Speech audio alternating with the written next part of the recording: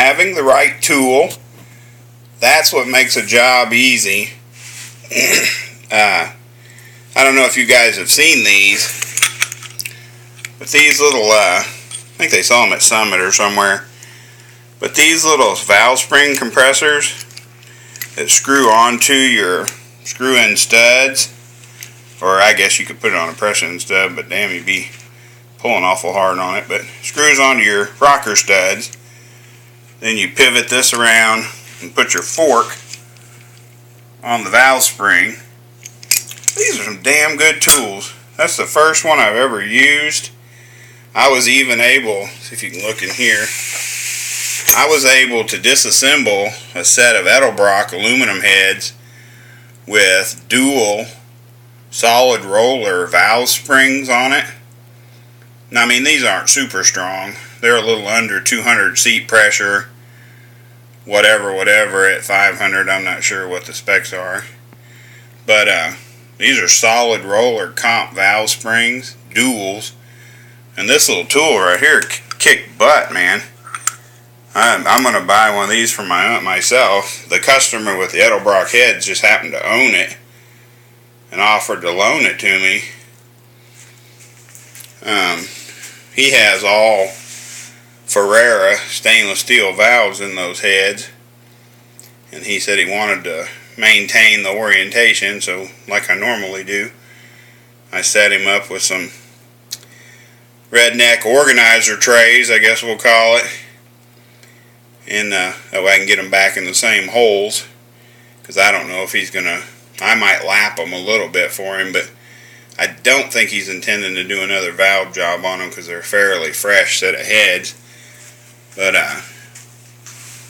man, he's got some nice parts. I don't like the way the previous shop set up those springs though, because they're set for a specific installed height, and they were not shimmed anything other than just a hardened shim underneath the spring to keep it from eating the aluminum.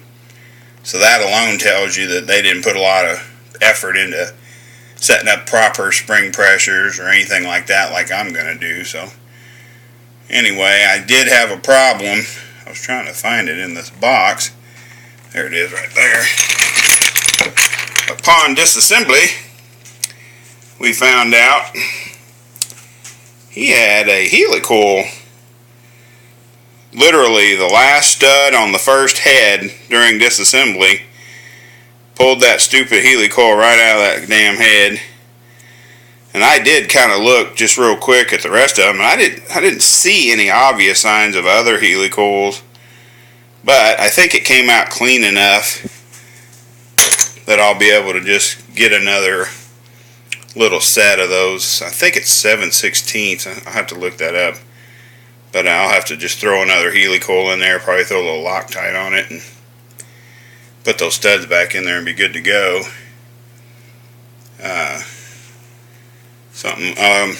Charging my neighbors. This lady, single lady that lives across the cul-de-sac. Apparently her sometime boyfriend left the key on her riding lawnmower, and this damn battery, I hope it'll take a charge, because I mean it was about as dead as a battery could be. So I put it on my 19 Katickety 2 battery charger that I got for free. And I mean, this thing kicks ass. I'm going to tell you right now, it'll overcharge a battery in a heartbeat because it has no safety features. But 19 Katickety 2, when this thing came out, they by God put out a battery charger that would charge just about anything. So that thing's going to set overnight and hopefully come out like a champ in the morning. Because she had just bought that thing right before springtime, so it's not a wore out battery, but damn, lawn and garden implement type batteries like that, they just don't cycle very well. They don't like to be run too low. But that's just a little update on tools.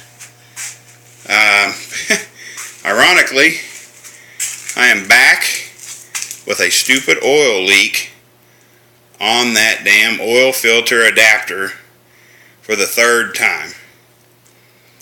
My plan now is I'm getting that stupid LT1 oil filter adapter off of there. what I'm thinking is happening is gosh, I wish I could show you, but it's hard to see. But underneath here, I believe what's happening is that oil filter, gosh, I think it's crazy that I can see it, but you guys can't. But it just it is less than 1/8 of an inch from touching that one header tube. You can see that black oil filter right there. I think it's cooking oil in that oil filter from almost touching that header tube, and actually causing a flow restriction inside the stupid filter. Because this is the second time with that LT1 filter that under 1,000 miles it blew the seals. Like literally, the adapter that goes for the LT1 has a gasket that goes between the aluminum adapter and the block, and then it has like a rubber O-ring, same or similar setup as the oil filter, and then it is attached to the block with 2 Allen head bolts. It will literally blow oil out in between the filter and the adapter, and it almost looks like between the adapter and the block. I haven't been able to verify that 100% because everything in that area is so saturated with motor oil. I think that adapter would work if you modified that one header tube on them Hedman long tube headers. If you could modify that, gosh, I'm not sure what number it is. Looks like it's going to be number 3. It's either 3 or 5 header tube. Ends up going down there and just damn near it. I mean, if you don't put a dent in it, you can't even get the filter on there with that LT1 adapter. But it's just crazy to me that this thing can't hold oil pressure without blowing them stupid rubber seals out. To me, that's just amazing. Now, I admit that this thing has really high oil pressure. When it's cold, dead cold startup, you have to baby it to keep the oil pressure under 80. When it's dead cold and you're trying to go 35, 45 miles an hour, it'll peg 80, 85 pounds of oil pressure. And at first, I was worried that possibly that design, that block adapter design, just can't handle 85 pounds of oil pressure. I don't know. But then it started making more sense to me that header tube was cooking that oil inside that filter, or somehow damaging that media, or doing something to create a back pressure in that filter, and it's basically blowing out past the seal. That's what I think is happening. I've switched away from the high pressure issue, thinking it's the cause, and just went straight to the filter is failing because of high temperature, and that's coming off tomorrow morning.